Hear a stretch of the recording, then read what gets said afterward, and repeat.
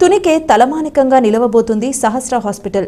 యువ డాక్టర్లు చోడిశెట్టి లోవరాజు, తేజస్వి దంపతుల సారథ్యంలో అత్యాధునిక టెక్నాలజీ, ఆధునిక వసతులతో కూడిన సహస్ర ఆసుపత్రి ద్వారా మెరుగైన వైద్య సదుపాయాలు అందుబాటులోకి వచ్చాయి. నూతన హాస్పిటల్కు మాజీ ఆర్థిక మంత్రి యనమల రామకృష్ణుడు, ప్రభుత్వ విప్ యనమల దివ్య, మాజీ ఎమ్మెల్యే రాజా అశోక్ బాబు ప్రారంభోత్సవం చేశారు. న్యూ సహస్ర హాస్పిటల్ నిరుపేదలకు అపర సంజీవనిగా నిలవాలని ప్రభుత్వ విప్ యనమల దివ్య ఆకాంక్షించారు. తుని మండలం ఎస్సన్నవరం గ్రామానికి చెందిన చోడిశెట్టి త్రిమూర్తి స్వామి కుమారుడు చోడిశెట్టి లోవరాజు ఆర్థోపెటిక్ వైద్య నిపుణులు కాగా, కోడలు డాక్టర్ లోవరాజు తేజస్విని నాయుడు ప్రసూతి వైద్య నిపుణురాలు. పేదలకు లాభాపేక్ష లేని వైద్యం అందుబాటులో ఉండాలన్న త్రిమూర్తి స్వామి ఆశయ స్ఫూర్తితో డాక్టర్ లోవరాజు, డాక్టర్ తేజస్వి నాయుడు వైద్య యువజంట త్రిమూర్తి స్వామి ఆశయ లక్ష్యంలో ముందడుగు వేశారు. లాభాపేక్ష లేకుండా అందరికీ అందుబాటులో మెరుగైన వైద్య సేవలు అందించేందుకు తుని పట్టణంలో న్యూ సహస్ర ఆసుపత్రి నెలకొల్పారు. స్థానిక మున్సిపల్ పార్క్ వీధిలో ఏర్పాటు చేసిన న్యూ సహస్ర హాస్పిటల్ ప్రారంభోత్సవం అట్టహాసంగా జరిగింది. సిటీ కేబుల్ ఎండీ చోడిశెట్టి త్రిమూర్తి స్వామి ఆధ్వర్యంలో ఏర్పాటు చేసిన ఈ కార్యక్రమానికి ముఖ్య అతిథులుగా విచ్చేసిన తెలుగుదేశం పార్టీ పొలిట్ బ్యూరో సభ్యుడు యనమల రామకృష్ణుడు, ప్రభుత్వ విప్ యనమల దివ్య న్యూ సహస్ర హాస్పిటల్కు ప్రారంభోత్సవం చేయగా, మాజీ ఎమ్మెల్యే రాజా అశోక్ బాబు, సీనియర్ వైద్యులు డాక్టర్ దుర్గాదాస్, డాక్టర్ అధికారి గోపాలరావు పలు విభాగాలను ప్రారంభించారు. తుని పరిసర ప్రాంతాల ప్రముఖులు డాక్టర్ లోవరాజు, డాక్టర్ తేజస్వి నాయుడులకు శుభాకాంక్షలు తెలిపారు. అందరికీ నమస్కారం. సహస్ర హాస్పిటల్ ఓపెనింగ్ రావడం జరిగింది. డాక్టర్ లోవరాజు గారికి, అలాగే డాక్టర్ తేజస్వి గారికి కూడా నా కంగ్రాచులేషన్స్. వీళ్ళని కోరేది నేను ఒకటి, పేదవారికి ఉచిత వైద్యం అందించాలని నేను కోరుకుంటున్నాను. మరొకసారి వీరి ఇద్దరు దంపతులు కూడా నా కంగ్రాచులేషన్స్. Thank you. ఈ రోజున శుభదినాన్న సహస్ర హాస్పిటల్ ప్రారంభోత్సవం మన తునికి ఒక మాణిక్యం లాంటిది. ఎందుచేతంటే హాస్పిటల్స్ ఇప్పుడంతా కూడా స్పెషలిస్టులు వచ్చారు, అదేవిధంగా పేషెంట్లు కూడా పెరుగుతున్నారు. హాస్పిటల్ కూడా మోడర్న్ హాస్పిటల్ బాగా అభివృద్ధి చెందేటువంటి అవకాశం ఉంది.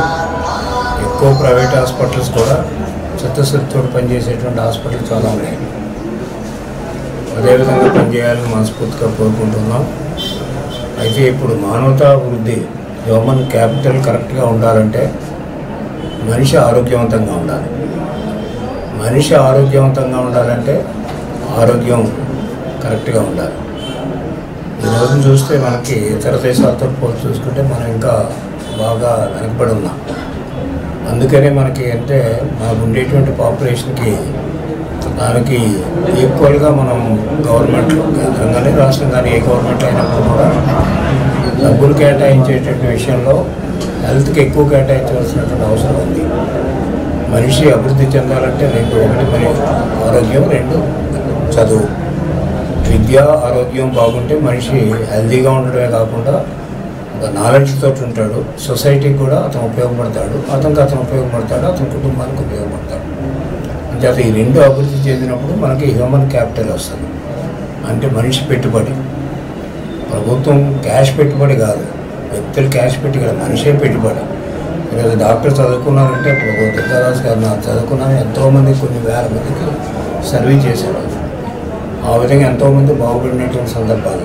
అట్లాగే డాక్టర్స్ చదువుకున్నా, లాయర్ చదువుకున్నా, ఏం చదువుకున్నప్పుడు కూడా సమాజానికి ఉపయోగపడతారు. వీళ్ళంతా కూడా సమాజానికి కావాల్సినటువంటి ఆ తర్ఫీదు ఇవ్వడం కానీ, అదేవిధంగా హ్యూమన్ క్యాపిటల్ పెరగడం కానీ ఉంటుంది. హ్యూమన్ క్యాపిటల్ అంటే మన పెట్టుబడి.